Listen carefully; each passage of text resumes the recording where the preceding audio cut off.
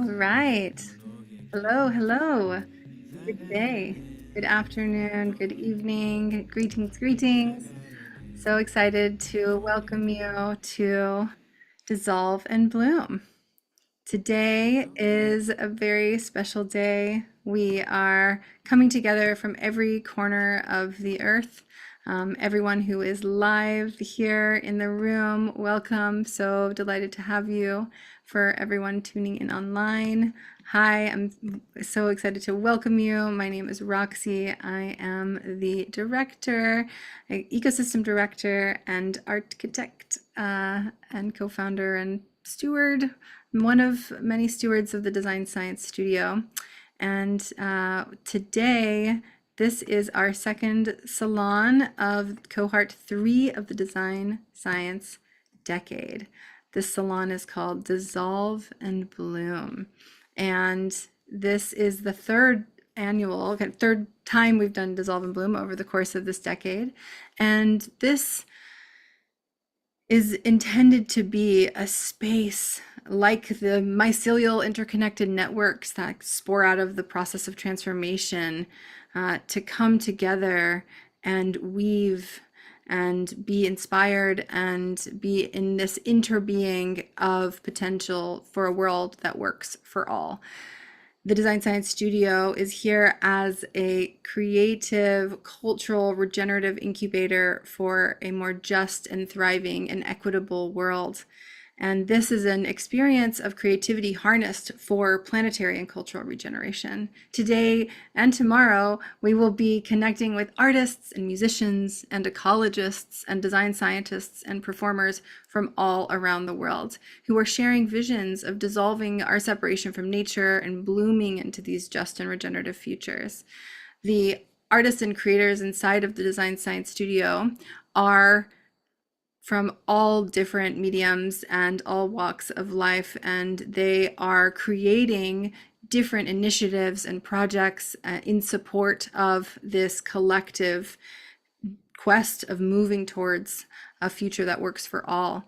And at the same time, the community is the project and the journey is the destination. And so we co-create these experiences as this cultural pulse and a contribution to a space and a place that nourishes moving towards these futures. And so today I am so honored and delighted to start by welcoming and introducing Wahinya. And Wahinya is an amazing artist from Kenya who is a part of cohort 2 and cohort 3.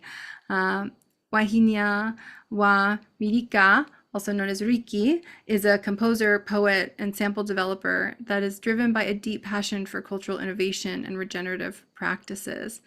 And today, Wahinya will be sharing his composition Riika, which offers this exploration of the Kiku concept of Riika, which historically sparked peaceful revolutions every 9 years, bringing forth fresh ideas and innovations beneficial to society.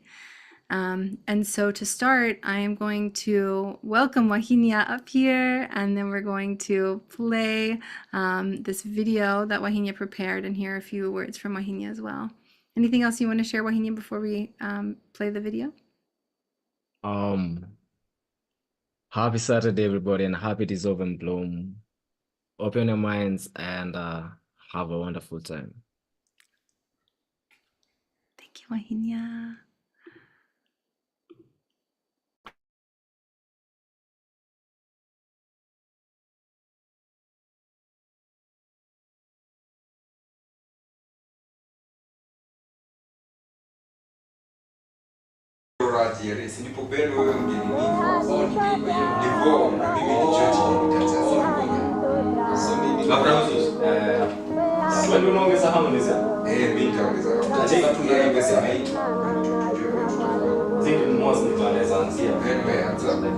So the one is delete.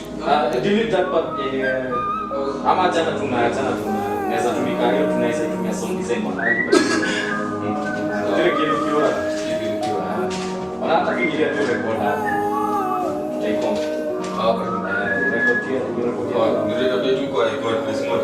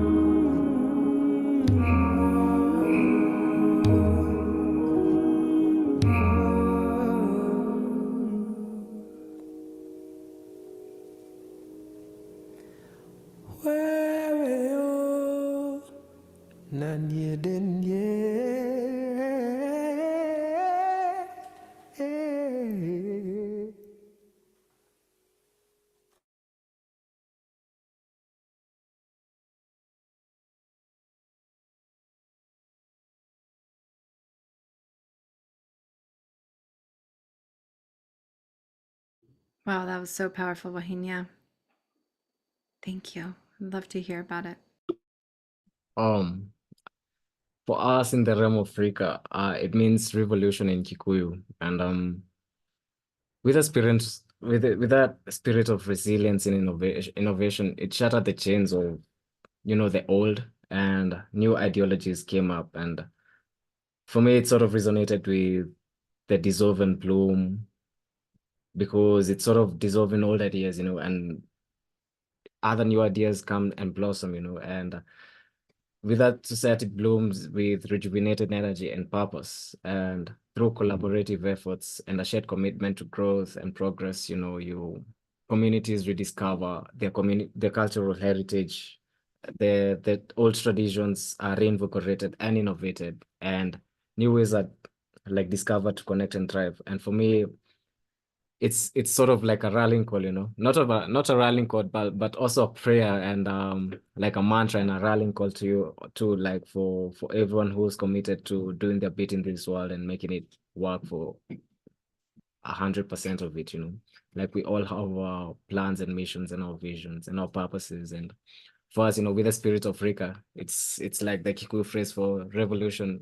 And for me, dissolve and bloom is sort of that revolution, because we might be doing it in that perspective of arts and all, but it just creates that peaceful revolution that's chaotic, but it's the good chaotic where everything later on makes sense. And actually, it's a transformative revolution, and it's not about distraction. So let these be the catalyst for regeneration, and breathe in new ideas and the forgotten narratives that sort of created the world and makes it foster inclusivity. And also, yeah, that's all.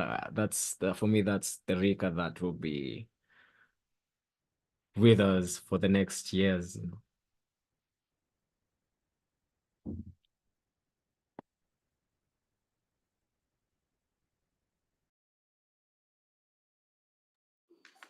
Wow, what a beautiful way to start. And I know so much of your work, Wahinya, is connected to sharing, preserving, and extending the culture that you are a part of, your Kenyan culture and your mythos, and that practice is, as someone who lives in the West, in the United States, we don't have this practice of like, oh, let's reimagine every 9 years. Like, what would the world be like if we decided that we collectively wanted to compost and reorient in a new way? And so I'm really just so excited for everyone to learn more about your project and the way that you are continuing to weave forward your Kenyan culture and stories into the music and preserving them. And I'll put the link in the chat for anyone who wants to follow and support Wahinya's work. You can also directly donate to Wahinya. He has his PayPal. So we'll put that in the chat. And Wahinya, could you maybe just say a few words about, and in closing, your projects that you're working on, and the studio itself, and how people can best support you? I know recently you published and we're sharing the audio sample library. So if you want to just say a few words about that in closing. And thank you for opening the container. What a beautiful, beautiful way to start.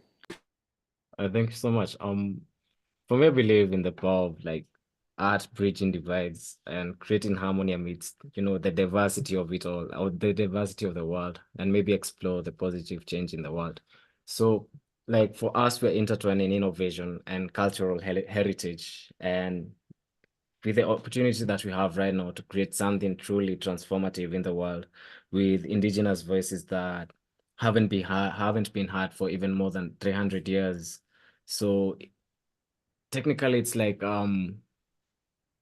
bridging the old with the new, and not fully cleaning out the old, but rather innovating it and also preserving it and curating it to the world. So far, with the help of the DSS2, so we created the Kikuyu Art Center here, and within a span of a year, we have a sample library of about 7 indigenous instruments, and they have been used. Actually, the whole composition that's been played early on.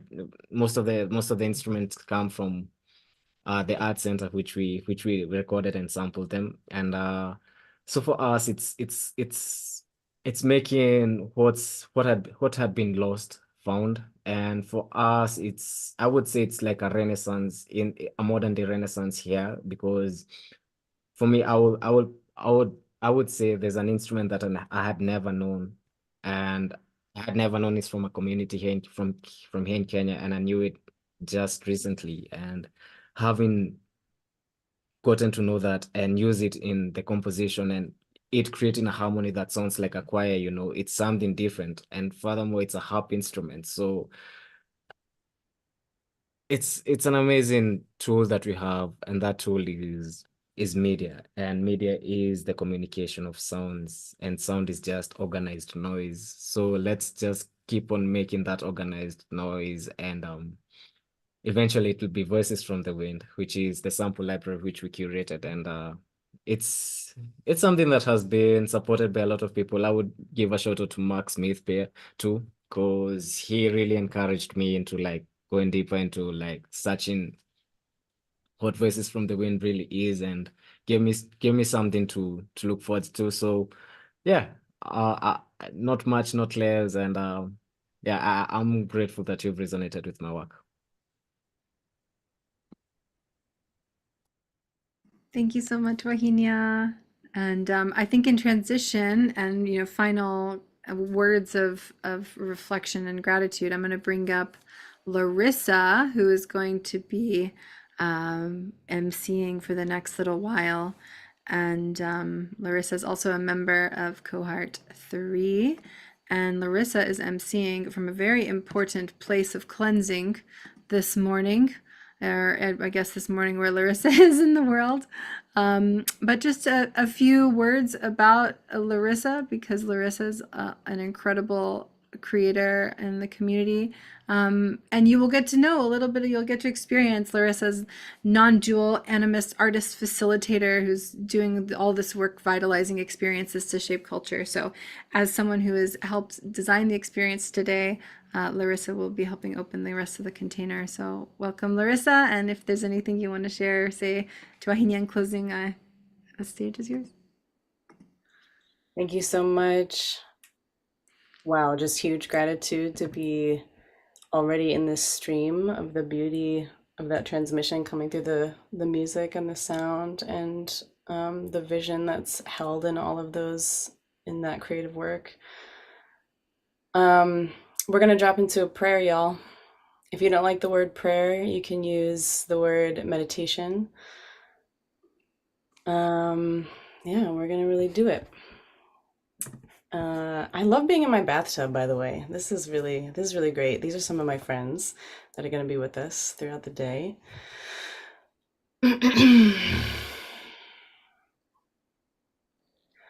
So in whatever way is real for you or works for you, connect to your reason for being here.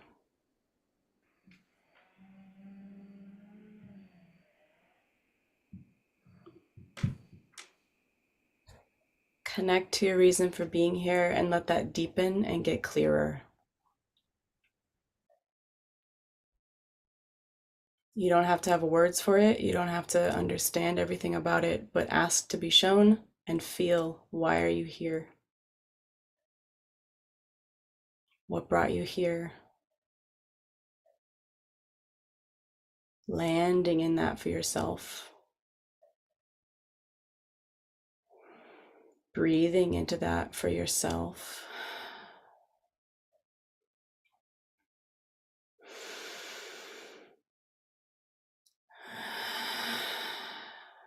And with each breath, offering more and more of your presence. Bringing more and more of yourself present.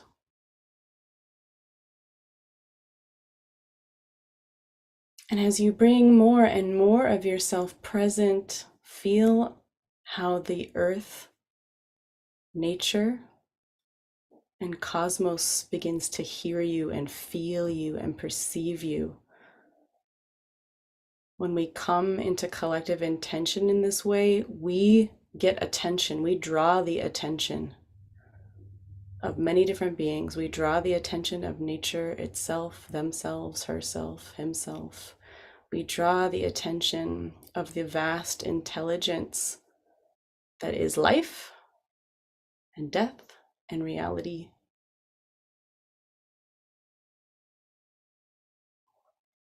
And under that gaze, in that rich and deepening attention, as all these beings are tuning in, as nature is tuning in and listening and perceiving through you,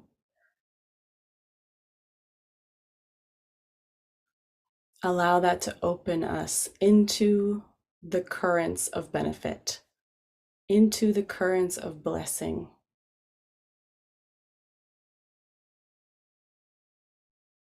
Ask to be brought in to the currents of greatest benefit for all beings. Ask to be brought into the currents of clarity.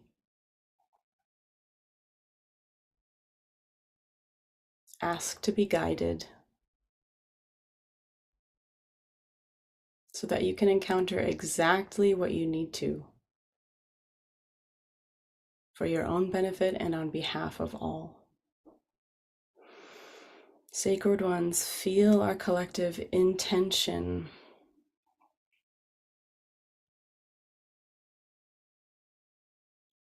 And let that intention grow and be a momentum that carries us through the weekend and beyond.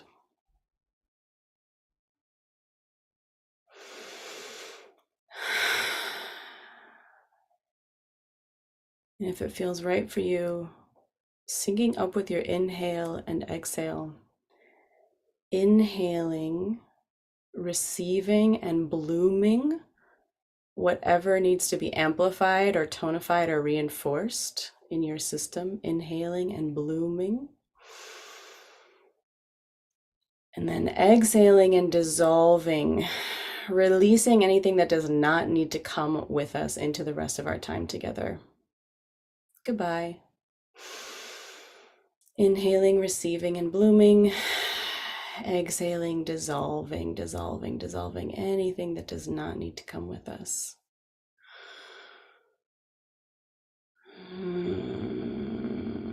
Feel free to bring some sound into that, some movement into that, shaking into that if you need to.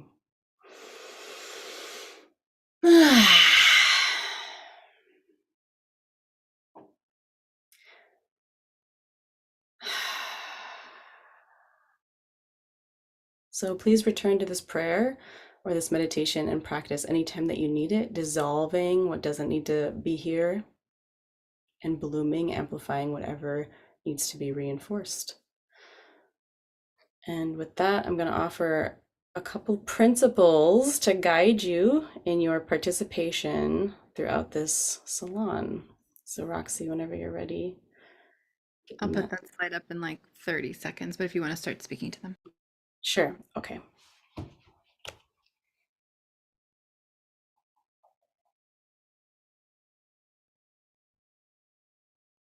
So we've got 3 guiding principles that we're asking folks to lean into to create a good environment for yourself and everybody else.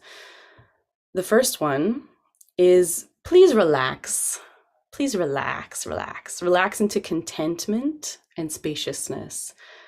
Contentment and spaciousness. So this means give yourself a break from FOMO, feeling like you got to grab everything, you got to understand everything, you got to remember everything. Give yourself a break from feeling competitive or idealistic or urgent.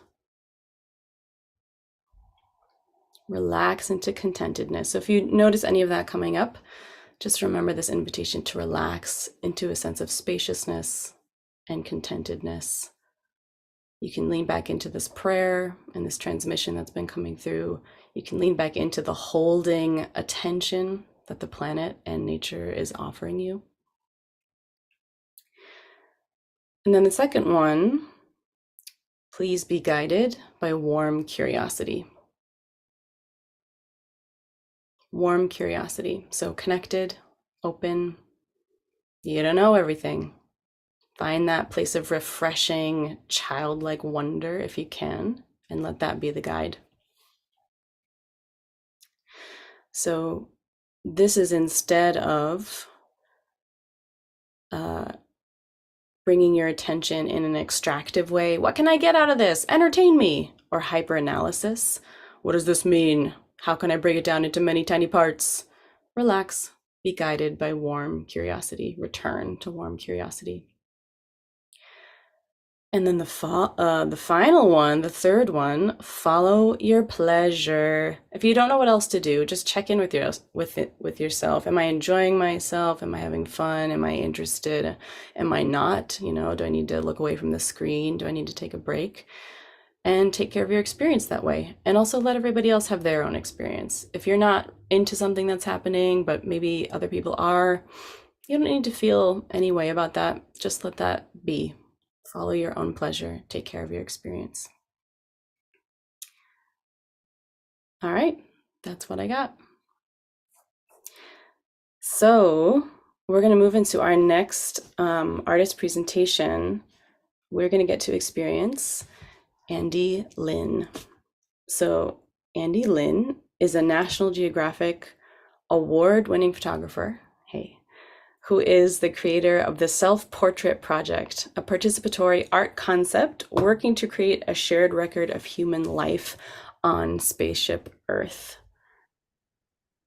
And the Self-Portrait Project is installing mirror portals, hey now, around the world, which intend to connect humans more deeply to themselves and to each other, the mirrors as windows into ourselves.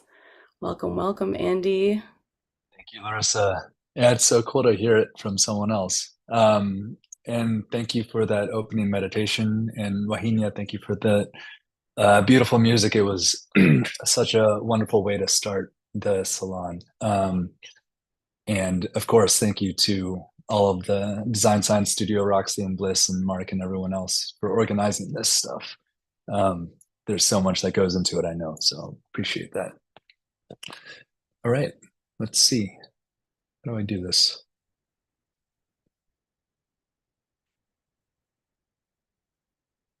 Share. Is everyone seeing my screen right here? I just want to click Okay, great. slideshow.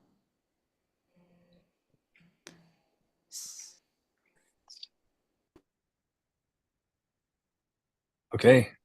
The Self-Portrait Project is a participatory art concept I've been evolving and iterating upon for the last 15 years.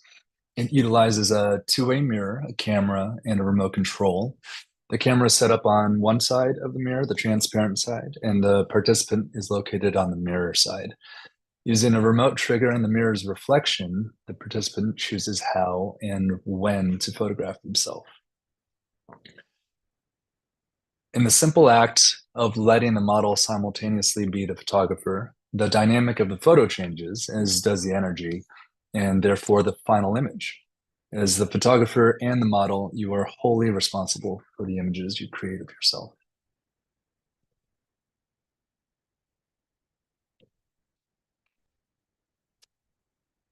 In 2006, I co-founded a nonprofit called Other Worlds with my mentor and this incredible activist named Beverly Bell.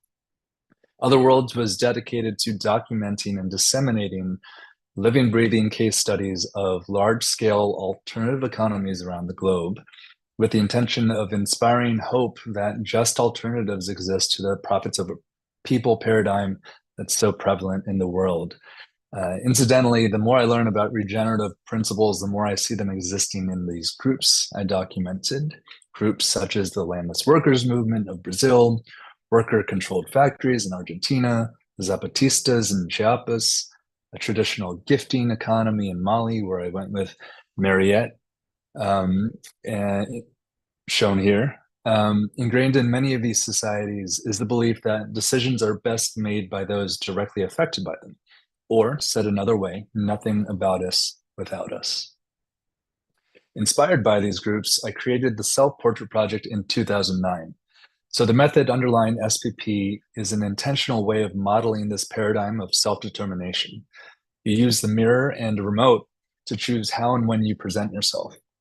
Not only is it a way of capturing a compelling, uniquely honest portrait, but to me, given its inspiration, it's a microcosmic act within a larger revolution, captured in a moment of light.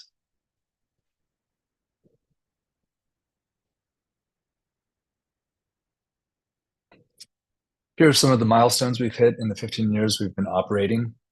This needs to be updated. We're gonna hit our 15th year anniversary in March. Excuse me. SPP has enabled tens of thousands of participants in 11 countries now. Just went to Taiwan and Japan to document themselves in over 1,200,000 portraits, self-portraits. In what I would consider the best use of our project, our system is a tool for self-representation, particularly for folks who've been marginalized, victimized, disenfranchised, by lending them an opportunity to tell their own stories on their own terms. We've got Haiti to the left and Palestine to the right. The project traveled to Haiti after the 2010 earthquake. We set up for internally displaced Haitians, partnered with Haitian-led community groups and Amnesty International to amplify their visual voices. Likewise, we went to 7 different cities in Palestine in order to amplify Palestinian voices affected by the occupation and to allow them to convey to the world their own humanity and the way they want to be portrayed. As a young photographer, I was first inspired by Ansel Adams' landscapes. They're what drove me to become a photographer. I only realized recently during DSS that I'm doing a similar thing with the project. With a single portrait, you see human. With enough portraits, and you can recognize the landscape of humanity. The project provides a fascinating glimpse into the denizens of spaceship Earth. When you're looking at these self-portrait project portraits, you're looking at people who are looking directly into their own eyes. It's a face-to-face connection system that lends a very particular kind of visual vulnerability. Okay, my project for DSS involves installing mirror portals around the world, which ostensibly would connect disparate areas and people of the planet to each other. I want to see how our unique system of photography might be used to facilitate more empathy in the world, how it might connect humans more deeply to themselves and to each other. I guess in the context of this salon, the intention is to dissolve the barriers within and between ourselves and to allow for inter and intrapersonal connection to take root, thrive, and bloom. Particularly love the description of this salon, mycelial interconnected networks sporing out the process of transformation. So good. It's also a very good description of what I'm hoping to catalyze, I think.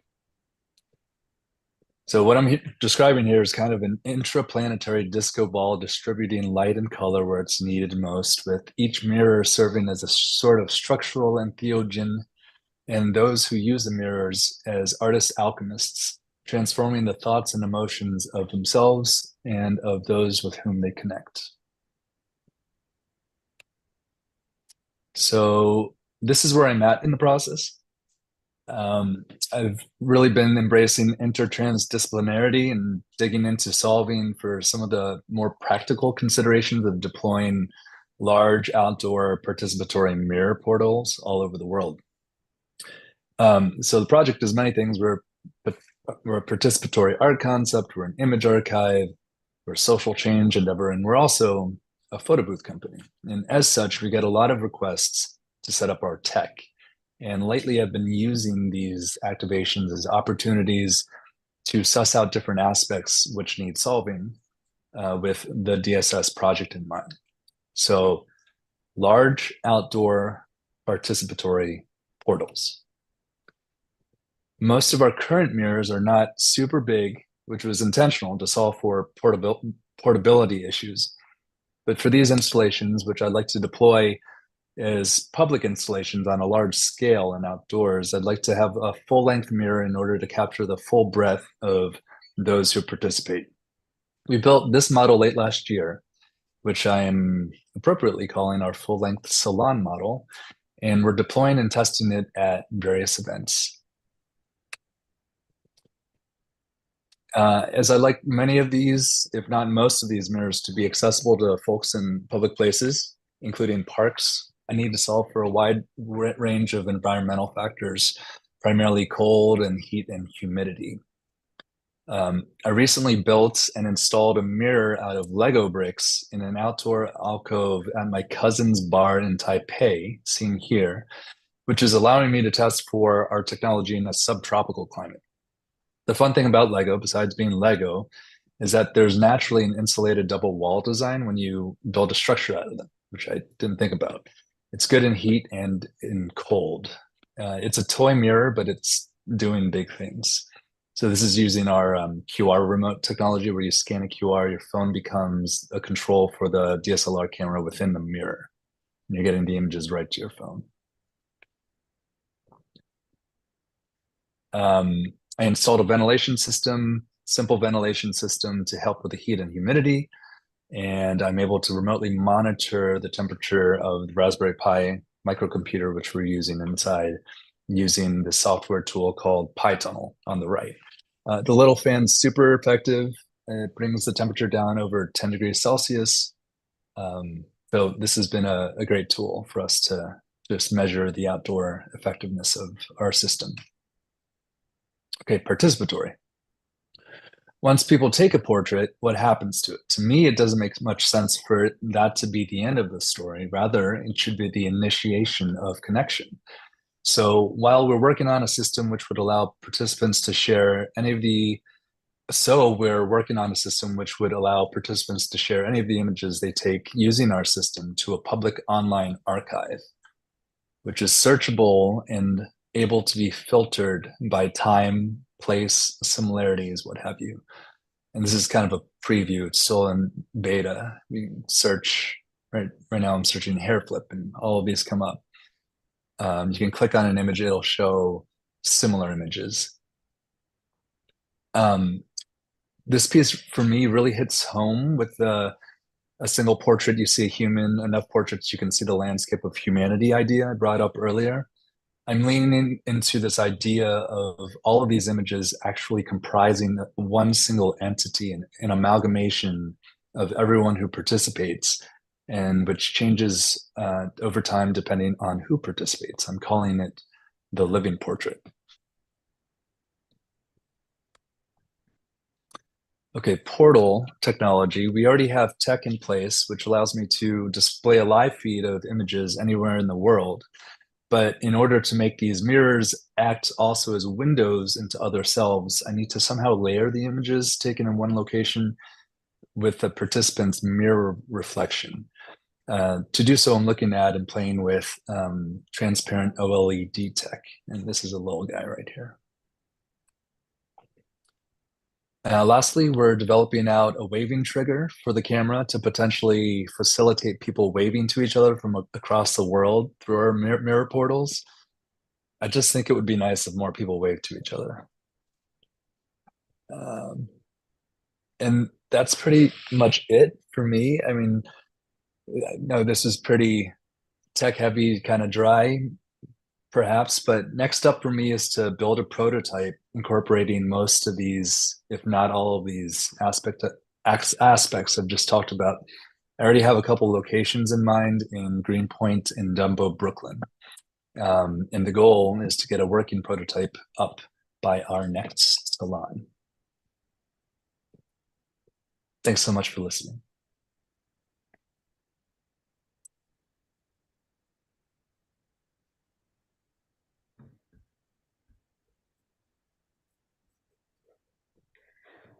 Wow. Wow. So cool. Andy, I just want to say I'm really seeing the way that you are taking something like photography, which it's a static medium, and creating living texture out of it. That's really incredibly beautiful. Living in so many texture in so many ways, right? So much of what I think you're offering is a living relationship to the medium through the participatory aspects, but then literally like putting them together and having them speak to each other across space and time. It's really beautiful. I have an artist crush. Thanks so much. Yeah, I love hearing it described like that. It's pretty cool. Beautiful. Okay. So we're going to get to see more on the participatory art side of things from Ryn Delpapa. Ryn Delpapa is an artist on a mission. They bring creativity forward to impact the world through the intersection of art, health, and social impact. They're going to share about virtual Oasis Tech. They're not just creating a game, they're creating a movement of accessible, captivating experiences that enable creative skill development and ecological interdisciplinary learning. Hello and welcome, Ryn. Hi. Thank you for that wonderful introduction. And Andy, your work is beautiful. And for everyone who's put on this salon, I'm beyond excited to be able to share more. So I'm going to give you a little bit more of an introduction to the concept and even the reason why I'm pursuing virtual Oasis Tech. And then I'll showcase a little bit of the trailer that when you go through New Art City, you'll be able to explore and kind of experience more of the vision behind it. So if you know me or don't know me, I'm Ryn Delpapa. And as Larissa shared, I'm an artist on a mission. And so what I'm encouraging with this theme of Dissolve and Bloom is asking myself and each of all of us to release and grow. And for this event, I wanted to encourage the dissolving of the longer benefits. So dissolving what no longer benefits all of us and using our creativity to bloom new hope. And so Virtual Oasis Tech is my offering for a new future where I'm targeting and supporting the 25% of children within the US with one or more functional difficulties and the countless young minds that seek healing from trauma and need support. And the reason that I am so passionate about this is because I was and am one of those individuals who was impacted quite early from trauma. So by the age of 6, I had experienced 9 out of the 10 categorized adverse childhood experiences that the CDC has identified to have long-term impact on a person's life, health, and opportunities. And those traumatic experiences shaped me, and they were compounded by being undiagnosed neurodivergent, which I was fortunate to self-discover in 2021. And that was through a very intensive therapy process to address complex PTSD. And while I know that this container is encouraging contentment and curiosity and pleasure, I bring that because it's a catalyst for why I'm passionate about this and why I think it's important to have that transparency for my mission and the concept behind the game. Because to create a future business and platform for change, you have to understand why. And the project and company I've been working on is a incubator that has been facilitated through this. It's going to be a public benefits corporation offering an innovative and accessible art therapy that promotes ecological awareness and offers music skill development, emotional intelligence, and social emotional learning for individuals that are IDD and trauma impacted youth.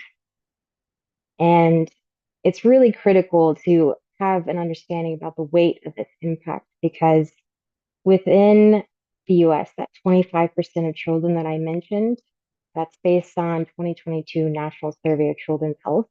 That's 18.2 million children who could potentially benefit from the unique approach that I'm working on, which is the emergence of art and tech therapy. And the vision and mission prioritizes accessibility. As someone who's neurodivergent, but also who's worked within tech, I think it's really critical that we prioritize and innovate with that mindset of accessibility first. And so the game is able to expand and support also others individuals who would benefit from its unique differentiation. And so that includes the 17.1 million people and young individuals who develop a mental health disorder by the age of 18. So I'm going to briefly share a little bit of the trailer and share more of the concept behind it. But as we go through it, I want you to just watch. There's no audio. I've actually removed that for the intention of being able to kind of experience what it is and what it could become.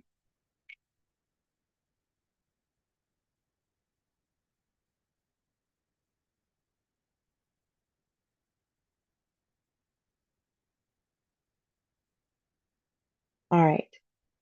Can you see a trailer that has Yes. not started? Great. So, Virtual Oasis Tech is going to be highlighting Sandy in this example, and every individual has a tree, and this tree is a source of a guide that they basically use music to make alive. So you start off with this monochromatic environment, and then you, as the person, explore color because of the psychological mapping and the invitation for what it does from the emotional well-being. And you build this oasis through the tree and create color within it and expanding it. And so there's guides and characters incorporated. So Sandy, Iris, and Emmanuel are these young youth individuals that I'm encouraging being reflective of a more diverse society that are marginalized often with individuals with cerebral palsy or who are paraplegic or neurodiverse. So each level of the game, you explore music theory, nature awareness, positive psychology, and emotional regulation using the social emotional learning components. And so I'm highlighting this kind of level component because you start with a tree trunk and then you get to grow the tree. And as you grow the tree, you explore each level. And so it's this invitation to build with nature.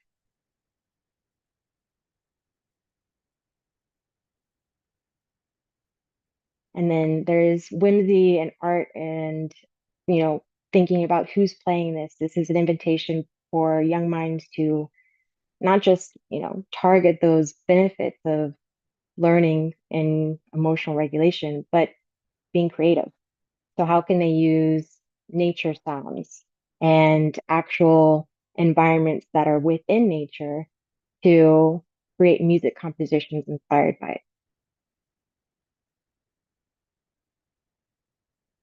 So it's an integration of AR and VR. So the goal is to have nature sounds and music composition and visual art that can be displayed within those settings.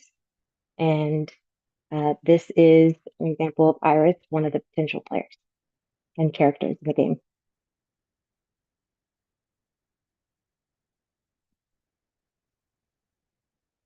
So as you explore today's art installations and the salon, I invite you to look with the eyes of how these projects bloom with more collaboration, creativity, and collective action. The offering that I'm working on is to connect not just in this salon, but beyond. And so I'm looking for collaborators who are in the health, music therapy, research, and technologies to support and learn and blossom this initiative further. And thank you and enjoy the salon.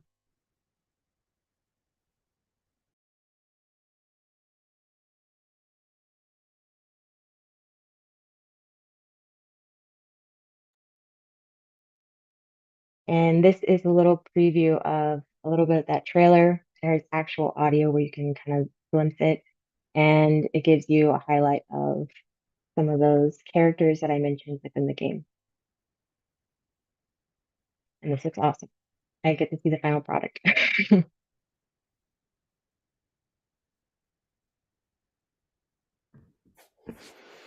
Thank you, Ryn.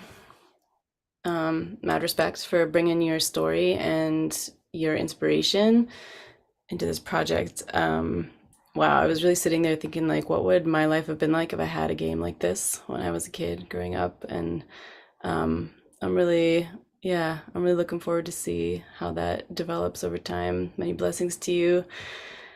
And Thank you. yeah. Yeah, and you're getting some feedback in the chat you might want to check out. I'm sure this is resonating with a lot of folks. We gotta pull this together for the young people. That is definitely part of what we're doing. Okay. Coming up next, we've got Della Burford. And thanks everybody with your grace and patience as I say your names and maybe fuck them up. Della Burford is an award-winning painter and best-selling author of 7 books. She has been a digital nomad for 1 year. Stories performed in New York, Korea, Guatemala, Japan, and Bali. Journey to Dodo Land, e-zine, and a website with 22 million views. That's a lot of views. So in this session, we're going to visit portals in the spiral platonic solid world. This is a 2D and 3D mixed media experimental immersive world from Della Burford's story, Star Galaxy for the World, which shows transformation from crisis to self-healing and planet healing. Welcome. You are muted, my dear. Okay, am I okay now? Yep. Great. Okay, thank you so much. I'm really pleased to have a chance to just show a little bit of Topia, because I did Star Galaxy for the World last year there with Julian Ramirez and my husband Dale Bertrand. And it's a story about gratitude and peace and creativity and all the things that we have to do to make the world a better place and blossom. So I think Roxy's going to show a little video that was done last year about it, and I thought it would just be hopefully inspiration for some people to consider using Topia.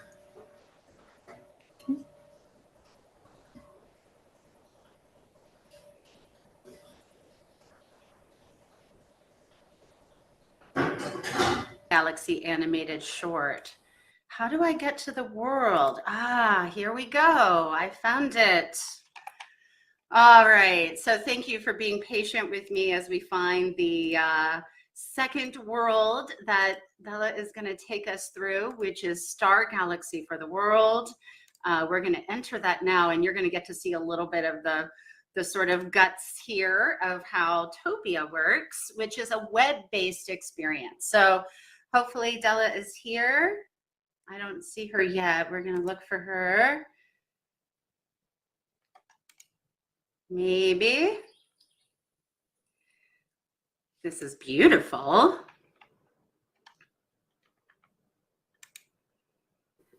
And I have not found Della yet. You know, I feel like I'm walking through a comic book, or I'm walking through like mist, or something that just evokes childlike memories when I'm walking through this. It's amazing. Right? So Topia, there she is. Hi, Della. Thank you. Awesome. Now we should be on autopilot and we can see the second half of your experience here. So this is Star Galaxy for the World. This is Star Galaxy for the World. And basically it's another book that I've written, which I showed a little bit of New York City yesterday in the animation, but this is actually the beginning of when we were creating it. We created it first in Topia. But with Topia, the Star Galaxy storytellers are in places that are on the Earth, more or less. The rainforest and amongst the flowers. And they all have ways of being that are encouraged to take action, like kindness and peace and gratitude and creativity. And in each of the centers where they live, their art is encouraged as well. Art activism. For instance, in this section, we've got art from Bali and art from Japan. Come see a little bit of it, just a few minutes. It may or may not work in terms of the screen share. So that's where I would recommend that people if they want to go and have the full experience, they're going to come to Topia. And this world in particular is called Star Galaxy for the World, right? Right. All right, I'm gonna go ahead and put that up so that people can find it. It'll be topia.io, Star Galaxy for the World. And you can go in and learn about the storytellers, but also do art activities and share them. And there's broadcast places on the site where you can actually broadcast a song or broadcast a poem as well and things like that.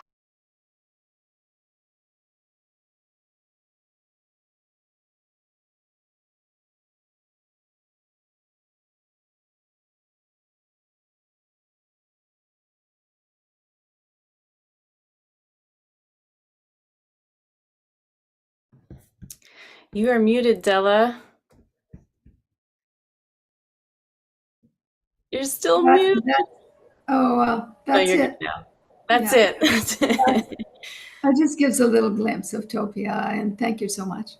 Thank you so much for that little glimpse, that tempting taster, that little window into a world that, yeah, seems like there's a lot going on. Thank you so much.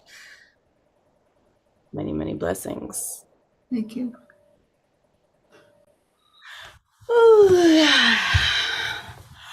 I'm gonna take a little stretch, yawn, and look away from the screen for a moment.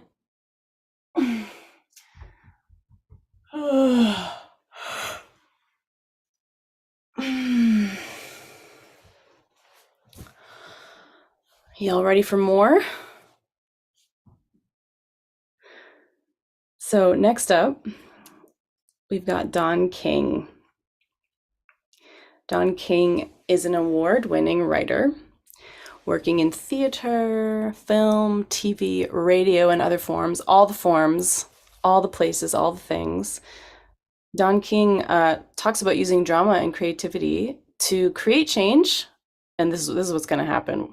They're going to talk about using drama and creativity to try to create change, and they're going to offer a speech from her provocative climate dystopian play, The Trials, which has been performed all over the world. Welcome, welcome. Hi. I'm gonna get my speech because I have to read it because I'm not an actor. Okay. Hi. As you've just heard, I'm a playwright and screenwriter. And like many of you, I've been trying to use my skills to help unfuck the world and wondering if it's even possible for a writer to do that. A few years ago, I had an idea and I wrote a play called The Trials. The Trials is set 20 years into a future teetering on the brink of climate disaster.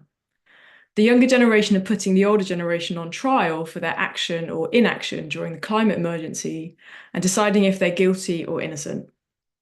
In the play, a jury of 12 teenagers listen to speeches from 3 adult defendants who cast their minds back to how they lived in the past, which is now, to justify their actions.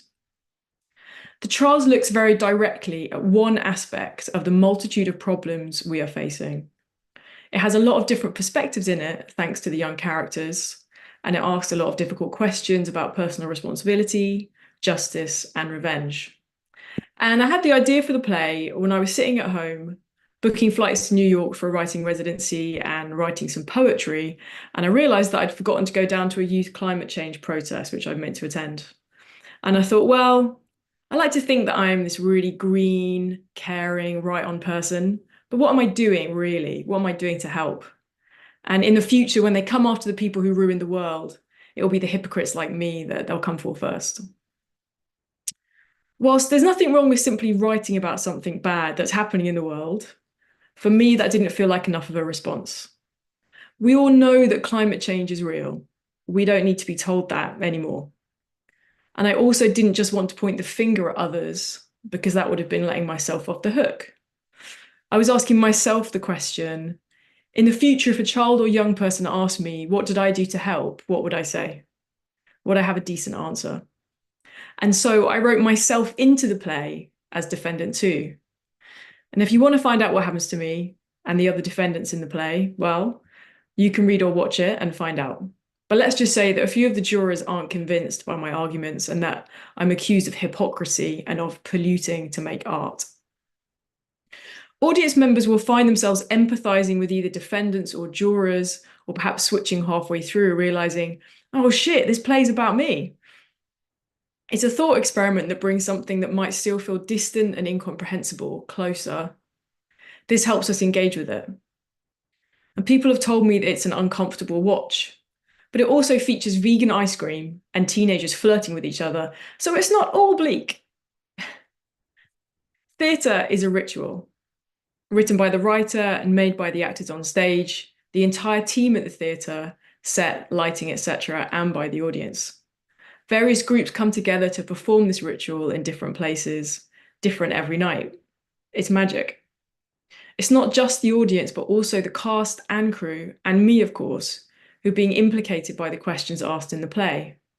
For me, it wasn't enough just to write about something. I wanted to try to do something as well. And if a theatre company want to do this play, they have to engage with the way they make work and the way they're responding to the climate emergency. I even added a diversity and sustainability statement to the published text, which reads, "Please take positive action against the environmental harm caused by the rehearsal and production of this play. The diversity of the cast and crew of this production should reflect, as far as is possible, the diversity of the world outside the theatre." So in the different productions of this play in England, Germany, Italy, France, Australia, America, and other places, we've had theatres using recycled sets, reusing costumes, and creating new systems. In London, we tested a regenerative circular system in which new items bought for the production had to be of a certain quality and able to be stored and used for other future productions. When I was asked to attend productions in Europe, I stated that I'd only travel by train, which is more expensive, unfortunately, and the theatres had to pay for it. And I've got a couple of pictures from various productions that I want to show you now. So I'm going to get the share screen. Where's the share screen? Okay, share. Here's my PowerPoint. Okay. She's a playwright. She's not very good at tech. Okay, so here's the front cover of the published text. And here is a production shot from the London production at the Donmar, which was in 2022. Here are the jurors on stage, and things are getting a bit argumentative there between two of the main characters. And here are some more pictures of the jurors just being really amazing on stage in London. And this is defendant one giving his statement at the Donmar in 2022. And this is defendant two making her statement. So this is the actor that was playing me. And one of the jurors says about her, "She's a playwright, she's not famous." And they all laugh. And this is a production shot from a production in Milan in Italy, which was last year. And as part of the production, they had an exhibition of art and work, and they had photos of damage that had been caused by a storm and by the heat wave also that they've been experiencing there in Milan. So they had that. And this is a production shot from a production that was in Cape Town. And in their program, which was a digital program, they had a statement about their response to my sustainability statement. And they talked about limiting our purchasing of new items and choosing rather to reuse and repurpose. And they also put a lot of climate resources up there. So there's just a few of the productions. And I found my speech again. Okay, so doing things differently takes effort and extra time, which is part of our learning, and we didn't always succeed. Sometimes the logic or the intent hadn't gone through at all levels. I had arguments about dairy milk still being on offer at the so-called all-vegan cafe bar offering that one theatre tried out during the run because they didn't want to turn away trade, for example. But I made sure that for anyone involved in making a production of this play, the issue of making theatre more regenerative was impossible to ignore. And I'll be adding this diversity and sustainability statement to all of my plays from now on. Some people think it's egomania or unrealistic to say that artists can change the world. But I've met people who told me that reading my play made them decide to get into direct action, or that seeing it made them change their job and quit working for the fossil fuel industry. And I met numerous theatre professionals who had to do things in a different, more earth-conscious way for the first time because they worked on a production of the trials. It might not be realistic to think that you can change people en masse. That's brainwashing, not art. And I've always been more interested in asking questions than dictating the answers. Actually, one disgruntled audience member said to me at one of my shows, not realizing I was the playwright, "But it's not telling us what we're supposed to do." And I was like, yeah, maybe you have to figure that out for yourself. Maybe that's one of the points the playwright, who's definitely not me, is making. But change does happen, and it happens inside individuals. And those individuals go out and they talk to their friends and family, and they carry the change out. and it spreads like the mycelial network. And the mushrooms of hope that can grow from that could be magic. We're all characters in the great and epic story of the death of a system that threatens to kill entire animal and plant species, as well as end human civilization as we know it, and the birth of one that is fair for all of life, a regenerative system. And we all have to play our parts just as hard, just as truthfully, and just as hopefully as we can. We can tell this story so it has a happier ending.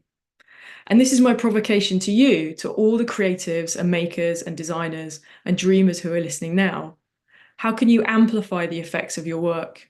If you're making something about a problem, can you make it do something about the problem as well? I've talked enough. I'm a playwright, not a performer. And I'm going to be doing a workshop later, helping you develop your creative theatre, film or performance projects. So if you want to join in and participate, please do. But I wanted to leave you with the opening speech from Defendant One from my play, The Trials.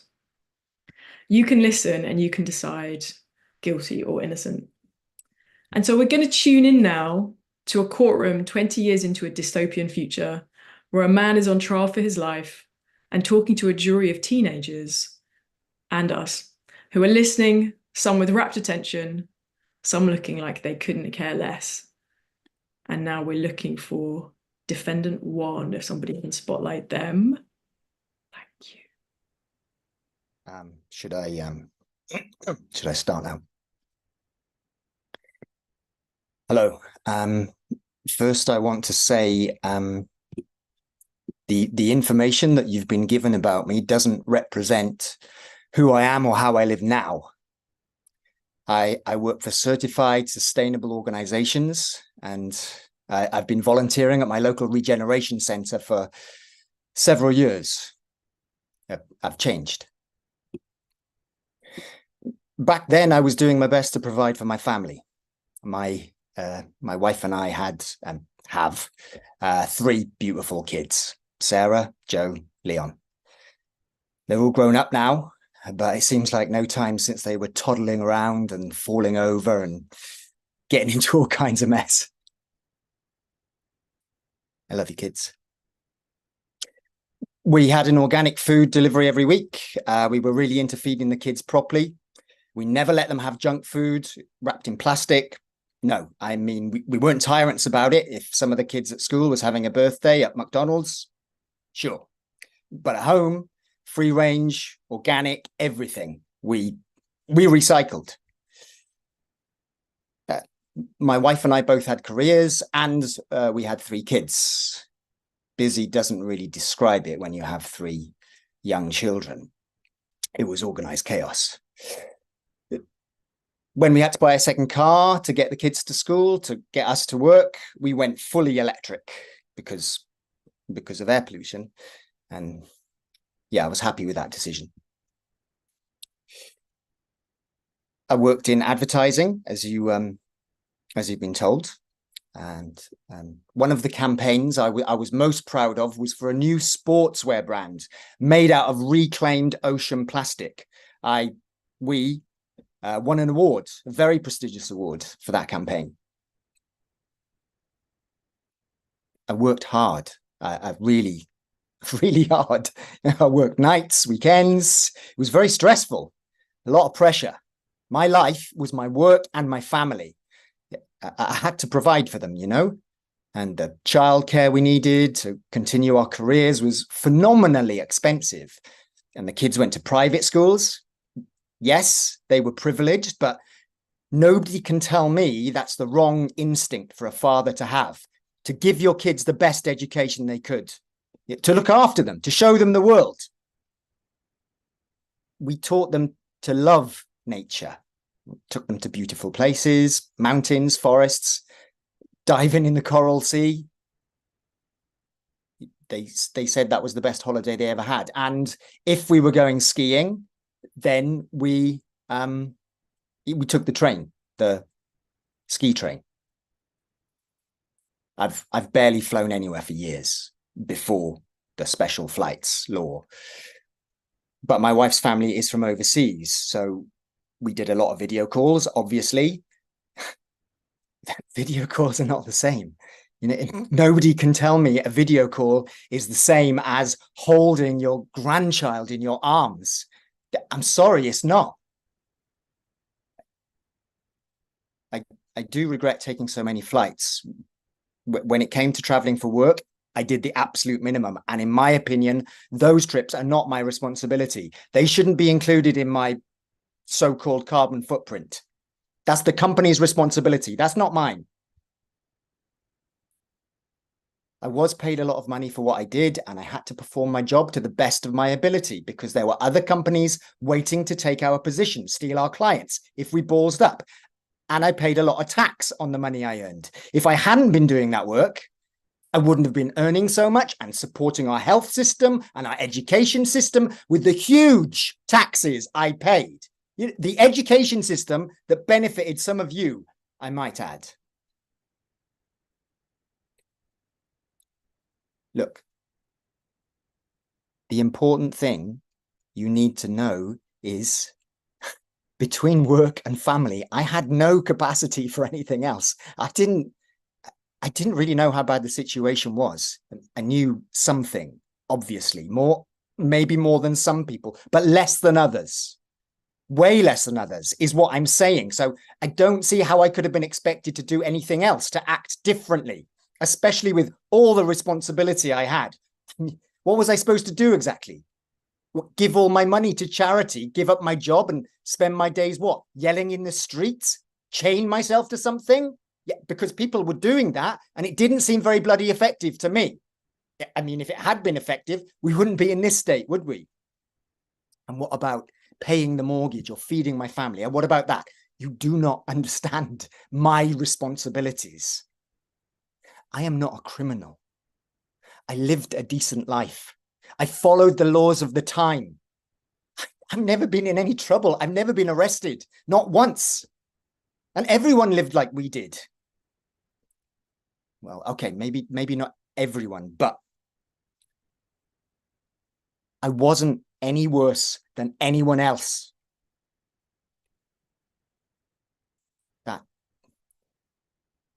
That's all I have to say. Thank you.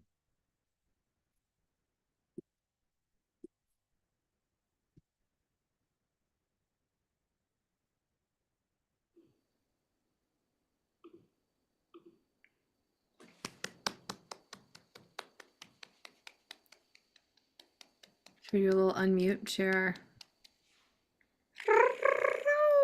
Bravo! Wow. Wow. Wow. Existential cringe. I inspire. I feel all that. That was amazing. Yeah. Wow. Thank you Dawn. so much. Oh, thanks. Yeah, so obviously you can decide. I forgot to say actually that in the play, all the kind of billionaires and the CEOs have already been executed. And now they're kind of like moving down to the kind of like people like us.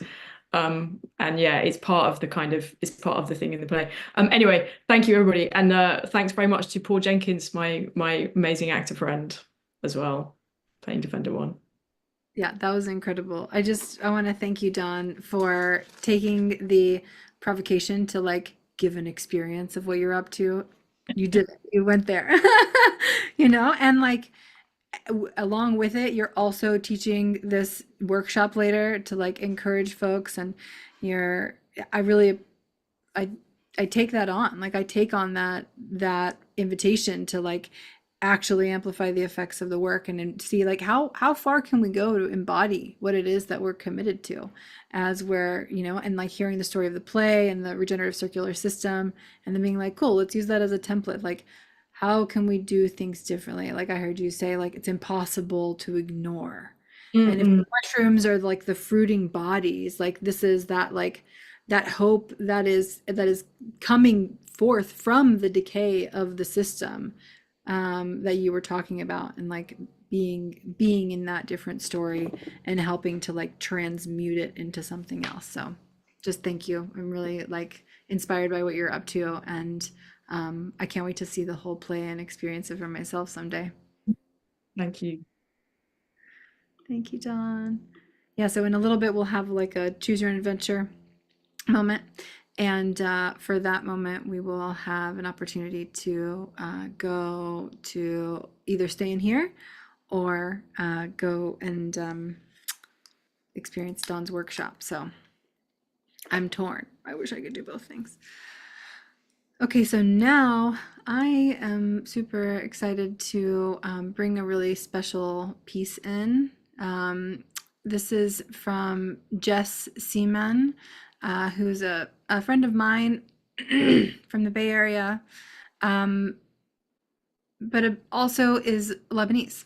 So Jess is a Lebanese queer poet and scholar and psychotherapist, and she explores subjects of forced migration and attachment trauma and the meaning of home. And as we are living through one of the most atrocious genocides that I have ever seen as a person in the world, very publicly, very, very visible. Some of the deepest, darkest parts of humanity. Just brings this invocation as an invitation, and to let Gaza in. So I want to just invite you to bring back some of those principles that Larissa invited us to earlier, right? We were talking about a few different principles to help guide us, and just to remind as we're going through this. I'm just bringing them back up real quick because I feel like that was really useful as a framing for this. One of them is like also relaxing into spaciousness, be guided by warm curiosity. And so in that space, I know this is very tender, and we could not talk about a more equitable, just, and thriving world if we didn't also talk about what are the systems that are decaying, and that we are, actively participating in solidarity with all of life and with our deep, deep, deep care, and in knowing that we can do better. And so this is this poem from Jess. Hi, everyone. I'm sorry I cannot be there because this moment at a writing retreat, but I wanted to introduce myself. My name is Jess Semaan. I'm a queer poet, psychotherapist, and writer, and I research immigration, genocides. I also research war and attachment and complex PTSD. As there is a mass killing unfolding currently in Gaza, as well as in the West Bank, and all the places that are near and dear to my heart, as I am from the Levant. I was born and raised in Lebanon, and my family is from all over the region, including Syria, Palestine, Mount Lebanon. It's been heart-wrenching to experience that from afar, and words have been hard to find. But I wrote this invocation called Let Gaza In that I want to share with you. And I invite you to perhaps close your eyes or maybe take a breath.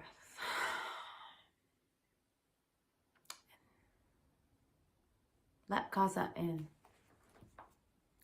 Let yourself be moved by the pain of Gaza. Let the injustice break you and change you.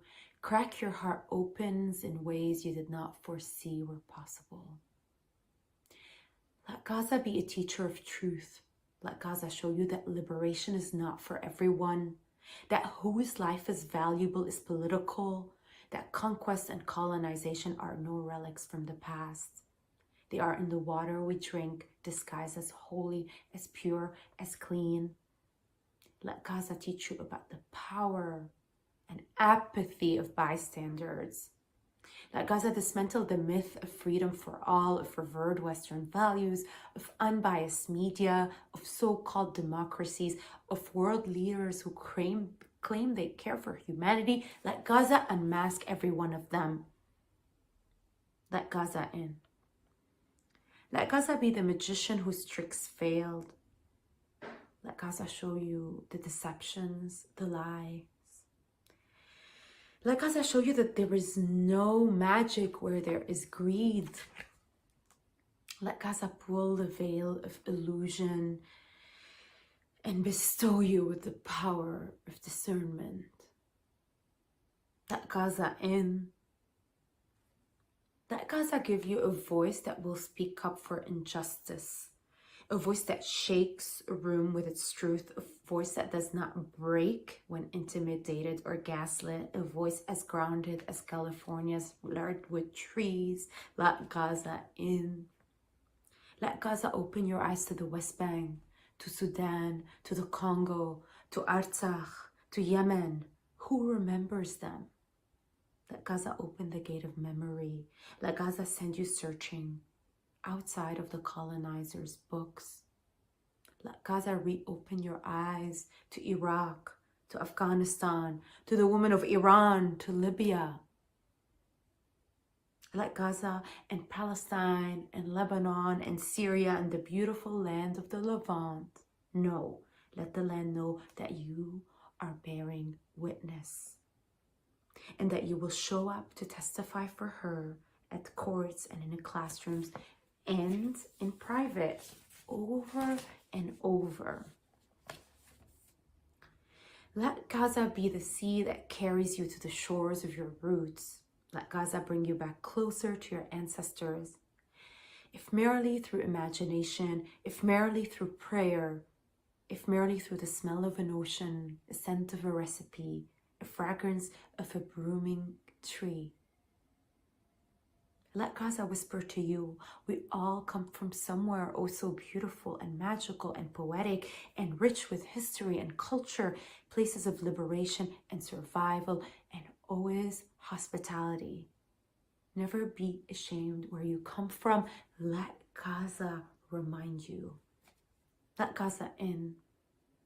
As the night falls and the moon rises, let Gaza stop you on your busy walk, ask you to look up and show you the stars of a return. We will return and decorate the places of horror. With deep devotion, we will reinvent what it means to be exiled and yearning for home and not knowing sometimes where home is and holding immense, unquenchable grief. Let Gaza in, if not for the world, for your younger self. Let your inner child know that you will stand for what is right. Show them how to. Let them learn early on that our freedom is interconnected and liberation is imminent. Let Gaza be the moment where your life takes a different path. Let Gaza be the juncture where your soul work becomes clear, where your vision for liberation is affirmed, where you wake up to never sleep in the laurel of vanity and comfort again. Let Gaza be the gaze of us, a steady gaze, the gaze that sees through the times and that sees beyond the unimaginable horror and destruction. Let Gaza allow you to imagine a different reality, because the one that we are living in is not one of life. To imagine is to resist, and to resist is to have the right to exist. To imagine is to weep the unimaginable. Let Gaza invite you to prostrate, to fall to the ground from grief. Let the grief pour out of your pores, tears, screams, sounds, sweat. Let the weight of grief finally exhale. Let the grief be known that it was always there. Let your grief for Gaza be the permanent ink of a soul that has not turned away. Let Gaza in. Let Gaza be the last time. Let Gaza be the last place. And let Gaza be the real never again. Thank you.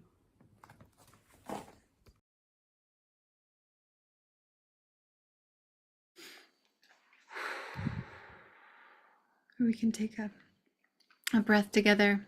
Just exhale, find the bottom of your next exhale. Inhale. Hold. Open mouth, exhale. And one more time, inhale. Hold. Open mouth, exhale.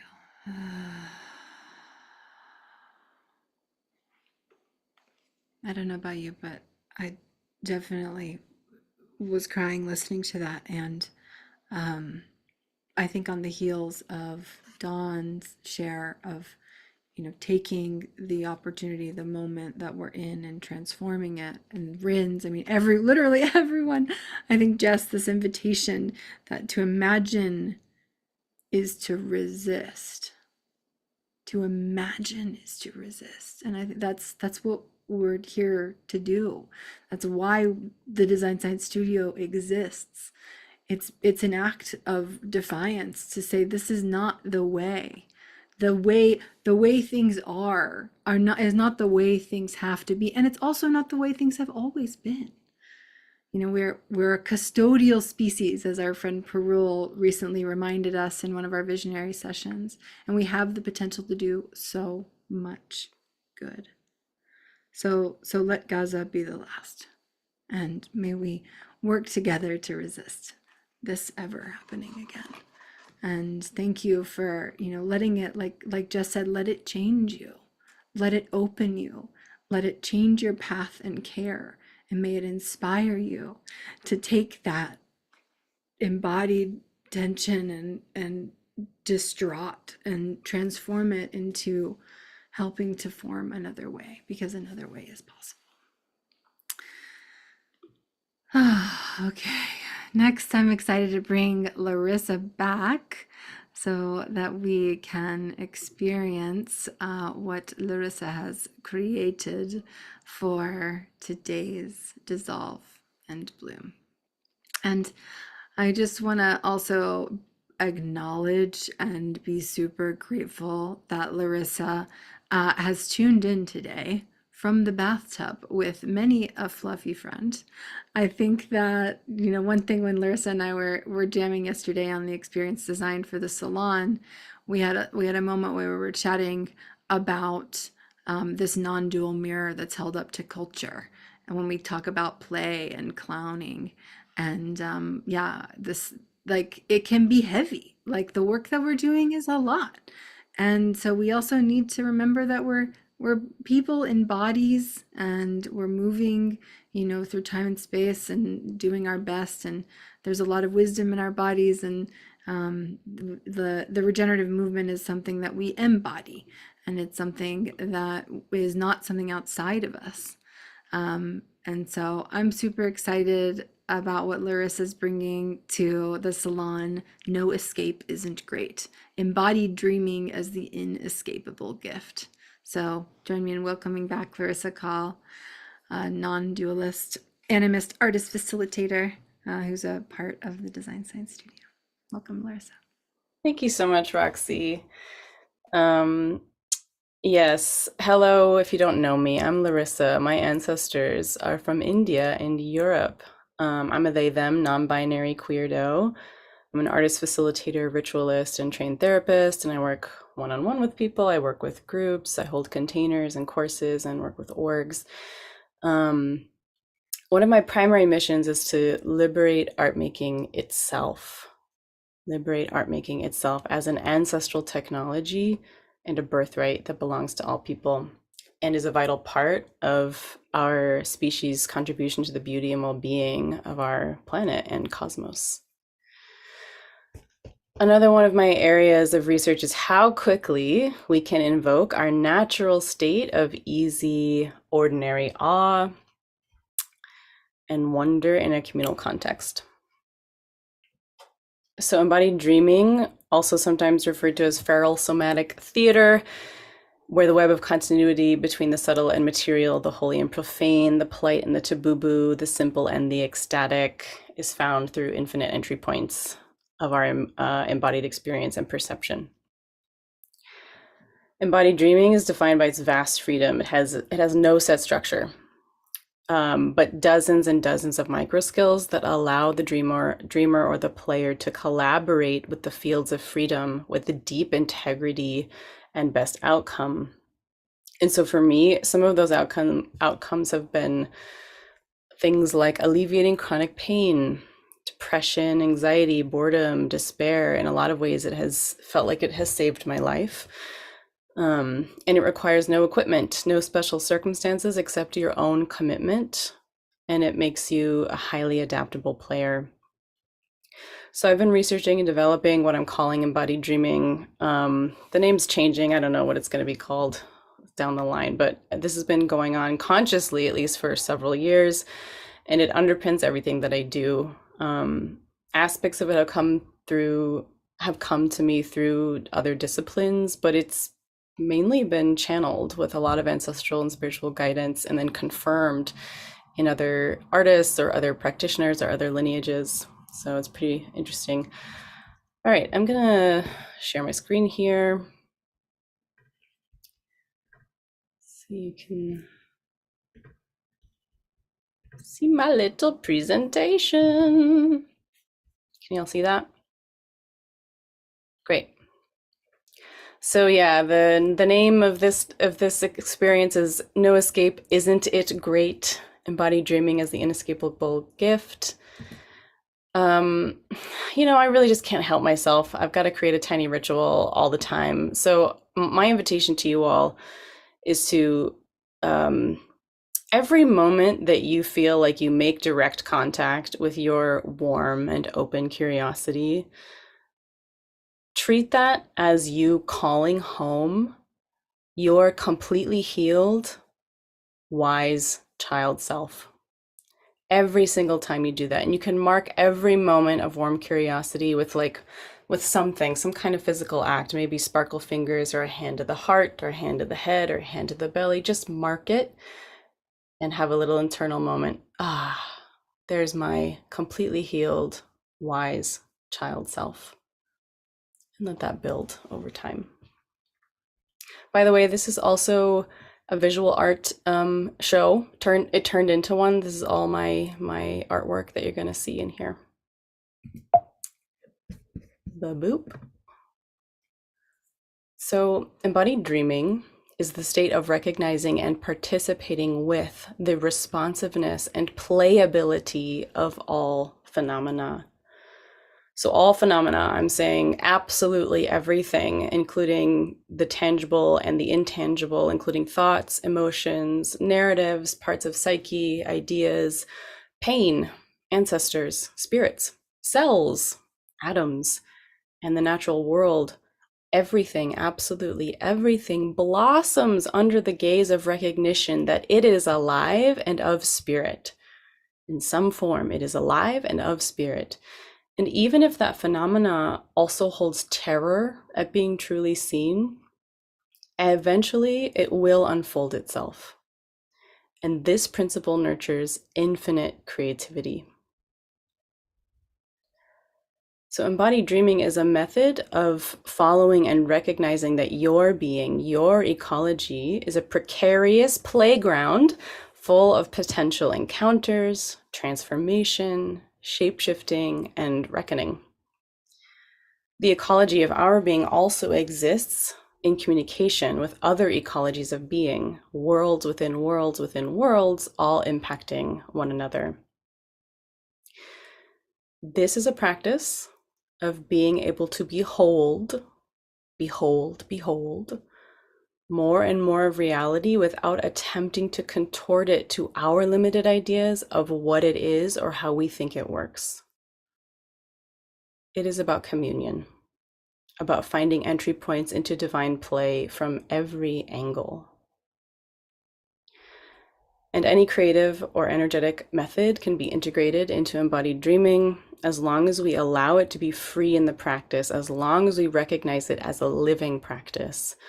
So this can include contemplation, meditation, energy work, rhythm, theatrical and ritual structures, sound, movement, and sometimes writing and drawing.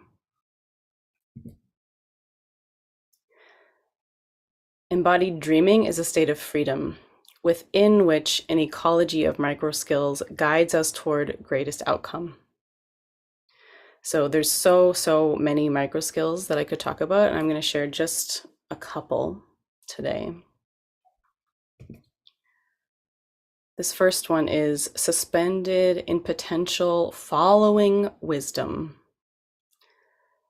In this practice, we are anchored in peace equanimity. We source and listen from the aspect of us that is not grasping for anything, not pulling for anything, not avoiding or bracing against anything. It is the part of us that is relaxed, alive, open, and ready. From there, we surrender and follow and partner with wisdom of the just right next step. We don't just do whatever we feel like doing. We're actually asking to be guided into a range of stimulation and encounters that will bring greatest benefit, that will touch the precise biological thresholds, the precise neurological nutrition that we need as a biological organism for our systems to experience a general increase in the feeling of possibility or resilience, whether that's greater relaxation, social engagement, or inspiration.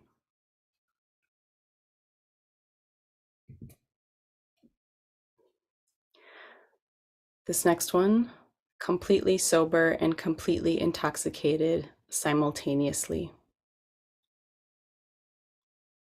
In this practice, we are always, always, always connected to personal agency, and we maintain a deep willingness to be surprised and delighted, immersed, and to feel and to disinhibit responsibly.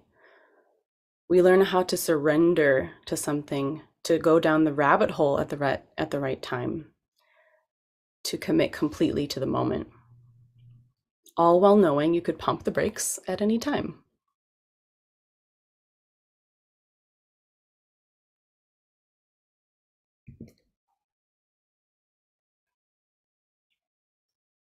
The dance of spiral awareness. It is the spiral awareness inside of divine play that allows us to recognize the responsiveness of all phenomena. In spiral awareness, nothing is exiled, everything is included, everything is playable, including pain, hate, fear, and craving. We experience ourselves as multiple beings within larger beings, pattern within pattern, impulse inside of bigger streams of impulse. In a play session, we can track the shift of all aspects of being becoming more aware of themselves and each other over time. And as that happens, as more aspects of the landscape are aware of each other, more pathways become available, and a richer, infinitely layered playground comes forward. Our energy body flows more freely, our life force becomes clearer, we become more natural, more sensitive, and stronger at the same time. Can I get a time check? How much time do I have? You are doing maybe like 3 more minutes. Okay. I really want to show you a brief example of this. It like really pains me to talk about it and not like show anything. So I'm going to try to move fast. Okay. So briefly, embodied dreaming also shows us that humans' creative capacity can feed pathways in alignment with benefit for all, as well as pathways of harm. So we have the potential for both. Embodied dreaming reveals the origins of human art making and culture making. Every concept, every tradition, every language comes from an animistic, improvisational, playful, survival, thrival, listening state and direct experience with place and ecologies. And humans have learned how to move that direct experience from an internal knowing to a shared external experience through ritual theater, allowing it to be held in place, as Judy Grahn says. So over many years and many eras, human cultures have been distorting this direct experience, forgetting that it is a living process and that culture is a living process. So we have forgotten these origins. And this is an inescapable gift because we're always working in it to some degree. We're always living out matrices of concepts, narratives, perceptions, and predictions about the world and embodying that matrix and behaving and acting from that matrix. Okay, so this is both a personal practice, meaning this can be considered a therapeutic practice, but it also can be a way of devising work. So these are some images from a couple films and a live performance that I've been in. And I'm going to share with you a brief demo video from my personal archives of me recording myself in this process, just alone, improvising and having a time. So let me pull that up real quick.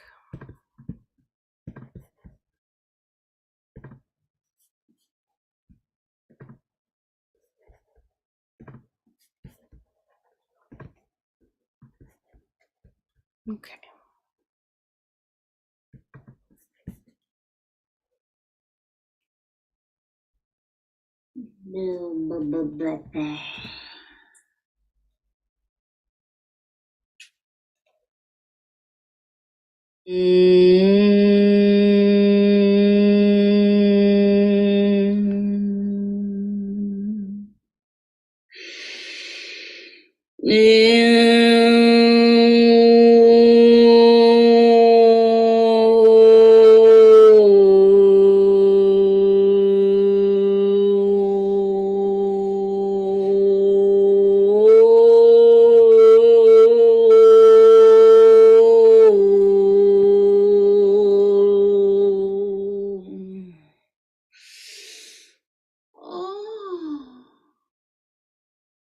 My eyebrow hairs are so long and soft. My eyebrow hairs are waterfalls rippling in the wind, covering my eye caverns.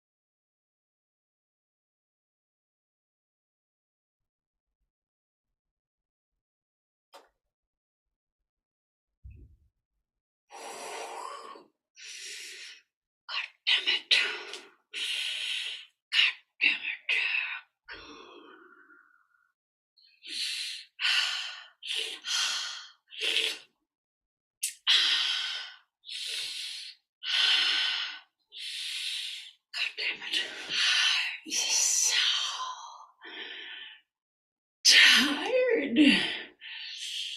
Ooh, my skin is turned into plastic.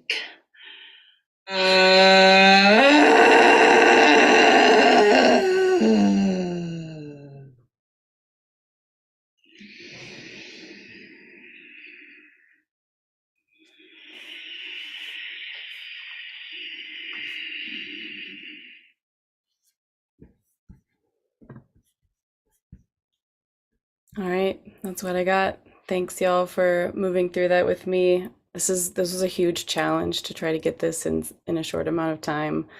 Normally I have a lot longer to talk about it. So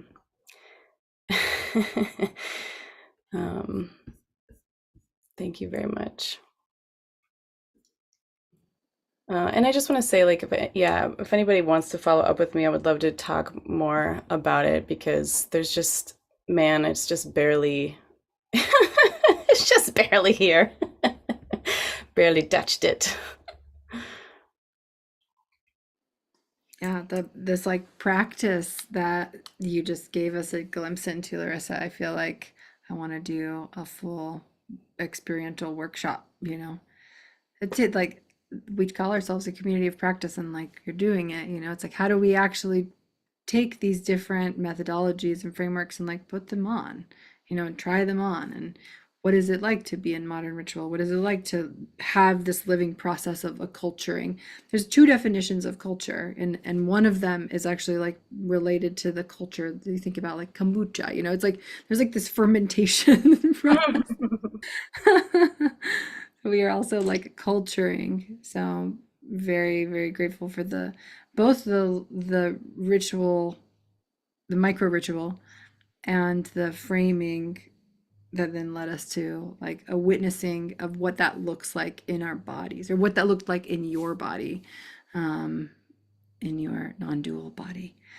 And yeah, thank you for that. And to more and longer time, thanks for giving us a glimpse of the surface of this work. Yeah, thank you so much for receiving. Y'all, like, there's so much happening in my system in this moment. So grateful. Thank you so much. Suparna pulled a really beautiful quote out. Every moment you make direct contact with your warm and open curiosity, imagine that invoking your completely healed and wise child self. Thank you for saying that. Thank you for holding that. And yeah, there's really beautiful in the chat, like so much appreciation for your courage and your embodiment to be moved through. Thank you. Yay. And thank you for all the emceeing. That was incredible. Takes a village from the bathtub. Okay, everybody. Now I get to bring up Eve. Ooh, homie. That's me. That's Eve. Hi, everybody. Oh, this is Eve. Eve is also Design Science Studio Revolutionary from cohort 3 and is our volunteer coordinator extraordinaire. Eve has jumped in. I mean, this is very much by community for community, and the way that your like passion and drive and vision has just come into this space this year has just been such a gift. We're so grateful for you, Eve. Thank you for all I love you. Thank you. Thank you. It's been an amazing experience, and I recommend to everyone to try it. That being said, I get the honor of introducing Mark. This is Mark Smith. He will be sharing with us Beaming the Eleprocon Chronicles. Mark Smith dissolving and blooming throughout the design science decade with the Design Science Studios Eleprocon kin, beaming from the heart of the Regeneration. He is my pod dad. I'm going to call you a dad. My pod dad and an amazing wordsmith, and I look forward to seeing what you have to share with us.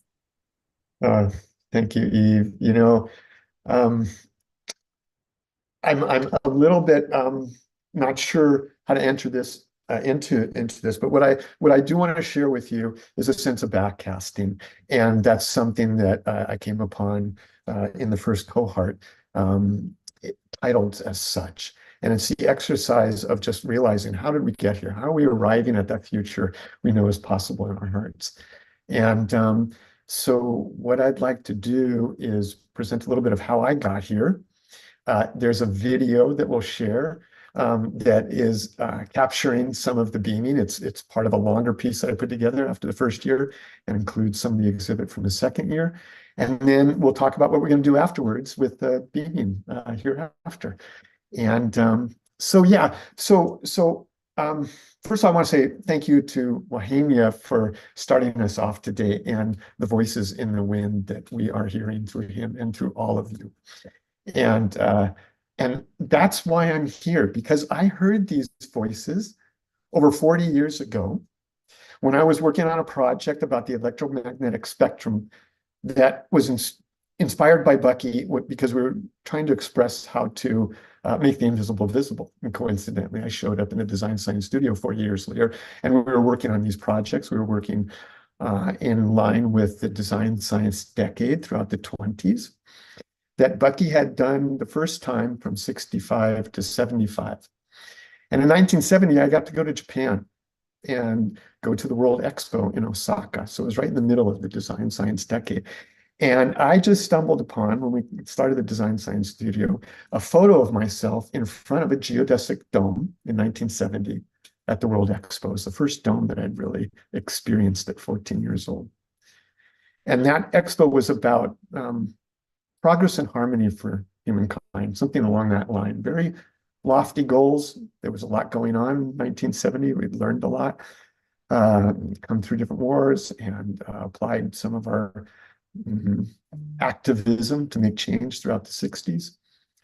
And from that exhibit at the World Expo, we went to Hiroshima, to ground zero of the atomic bomb.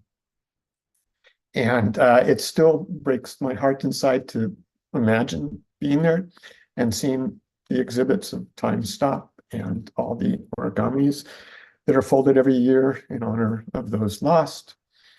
And I learned back then what it means, our sense of intention, and what it means when Bucky talks about war is obsolete. It has to be. And I heard today, and I know I live with this pain and this suffering in the world, and it's hard for me to get through this without acknowledging that. I'm moved deeply every day about what's going on in the world. But yet, this experience that I had that brought me to the electromagnetic spectrum and to a concept that was gifted to me, that there was going to be a time when humanity would figure out how to use the technologies that were developing at that time to enable us to communicate on a scale we had never done before. I was working behind that curtain and helped to launch the personal computer industry with the trade shows back then. And with the ideas of Bucky and working with somebody who had helped Bucky produce the World Game in 1976, I fell into the Eleprocon conspiracy. And that is quite simply, we are evolving. We are evolving to becoming Eleprocons, creatures of electrons, protons, and consciousness, understanding that we were coming into a time of great decision-making, electing between the pro and the con. And I thought that that was a story that I was supposed to tell back then. And I became very frustrated because I didn't know how to tell that story. And when I realized it wasn't my story to tell, I would have to wait until the time was ripe for all of this to come together, good and bad, to bring us to this very moment of recognizing we are the mediums, we have the tools, we have the heart, we are connecting in ways that we've never done before. We are being. We are the backcasting evolutionary alliance mediums. We have stories to tell. You all have brought it. We're just getting started. We've got plenty more to go. So we can roll the video from the first year, little segment. There's more of that beaming.earth. Thanks, Roxy. Thank you, Mark. While I pull this up, I just want to acknowledge you and acknowledge the journey that you've been on in your life that's brought you to who you are and all that you are constantly becoming, and also just all that you've brought to this container and to this community, and the way that you consistently encourage everyone. It's just such a gift, and I just want to thank you. Thank you for all that you are and all that you beam. All right, I have the video. Just gonna, oopsies. Need to make it bigger. There we go. Beautiful. And thank you for all of your art. This is Mark's installation in the Museum of Regenerative Art.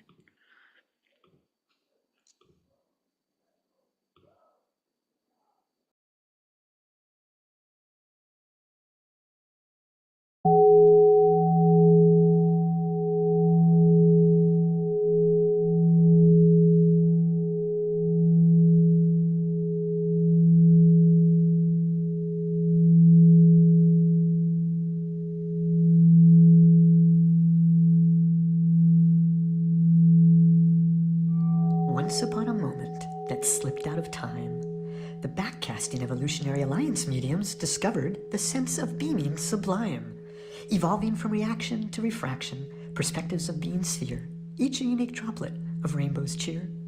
Remembering the story of old, the one we were once all told, whispered from ear to ear, twisted words devoid of life found their way again through the turmoil and strife. 'Twas never meant to be divide and conquer, separate you, me, and empathy. When the mythos became clear, our mythic operating systems were ripe and regeneratively here. Not divide and conquer, no, but divine and concur. Yes, divine and concur, to be intuitively in accord. Welcome to the Green Womb, story living well told, a speakeasy of bold souls, beaming mediums nurturing the way of the world, blossoming gardens of intentions, beaming Regenera from the heart of the Regenaissance.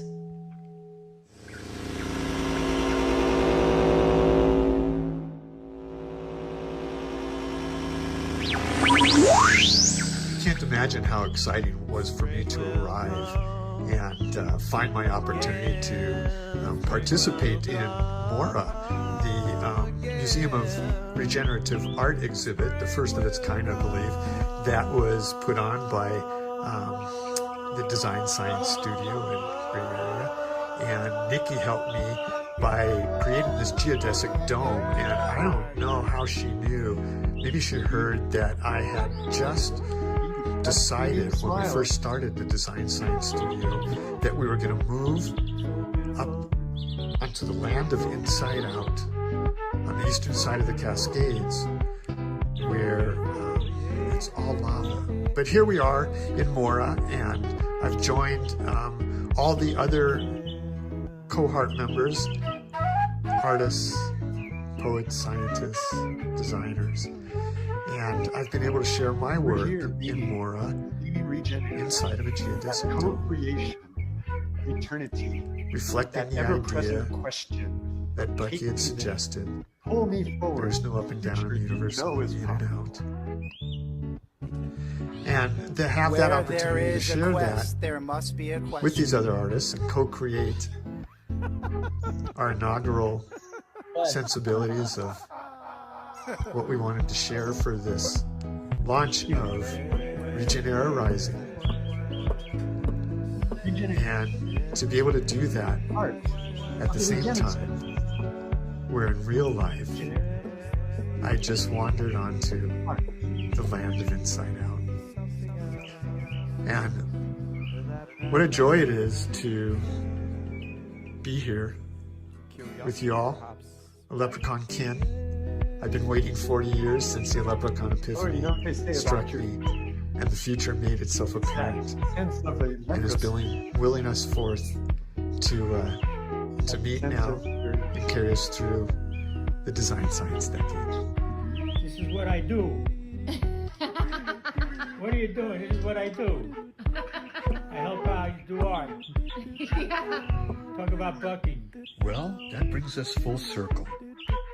This session of Beaming Regenera is brought to you by the future. This Beamcast sponsored by the Backcasting Evolutionary Alliance Mediums. Until then.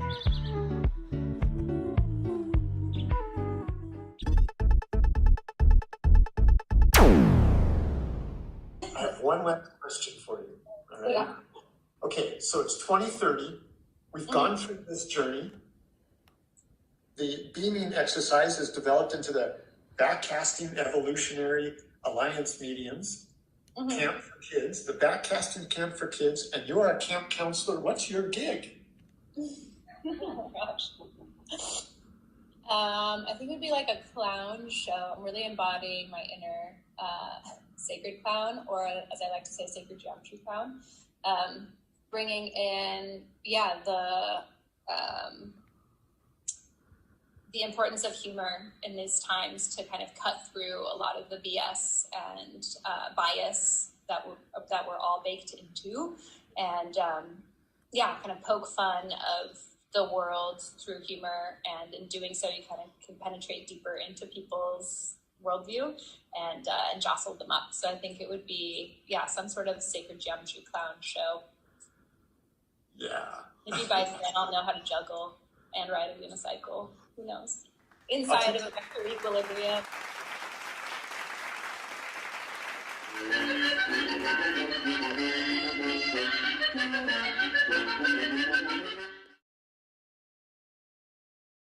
There you go.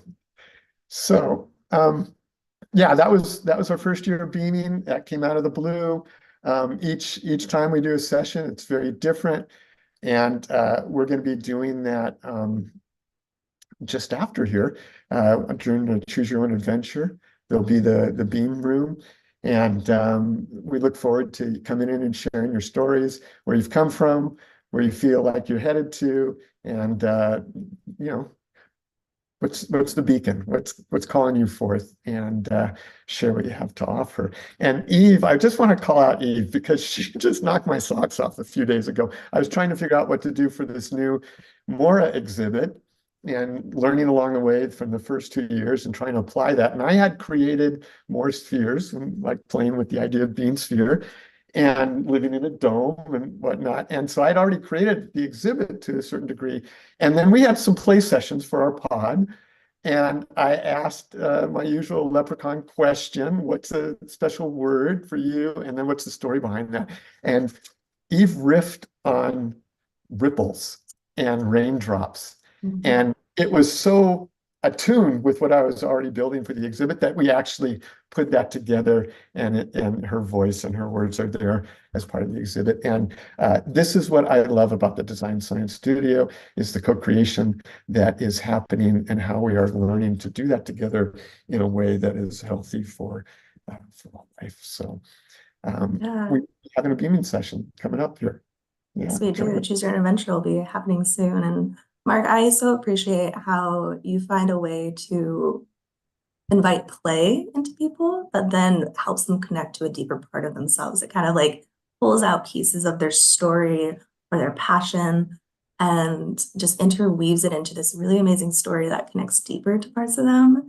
And I really appreciate that you offer that. And that's a great gift. Thank you. Yeah, I think that we all hold a story deep inside, and but the collective story that's happening throughout the world, not just in the Design Science Studio, is what gives me hope. And that's what I'm here to just keep encouraging, because otherwise, what's the friggin' point, right? Yeah, well, we're all here, and like you said, me becomes we. So yeah. Well, thank you so much, Mark. I would like to also send out a special thank you to our Vision Train partners, especially Miss Cream Pie, who just so happens to be here. Roxy, I see you. Velvet cream, velvet cream.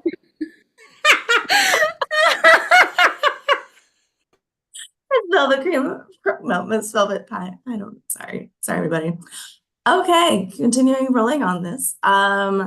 We're going to take a 5-minute break, but for those that are out there on the live stream, please feel free to come join the live program. No one will be turned away for lack of funds, and we are here for it.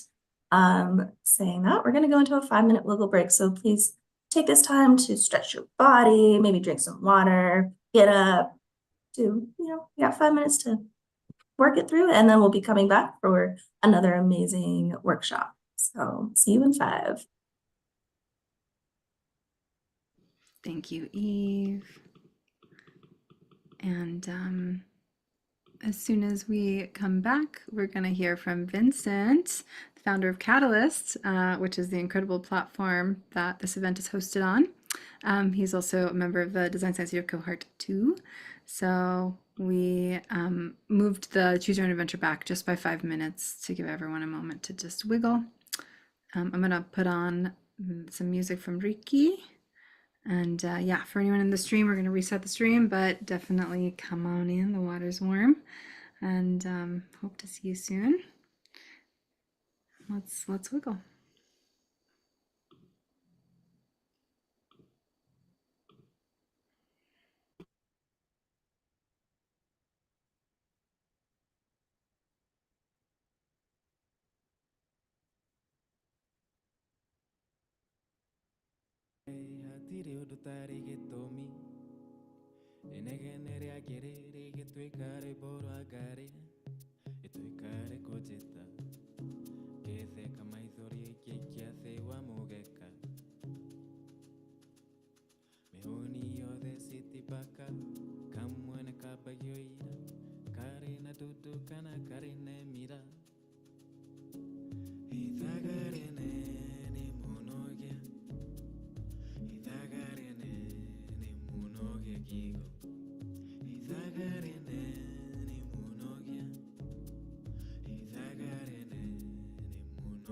Ithagaria nene muno gia kiko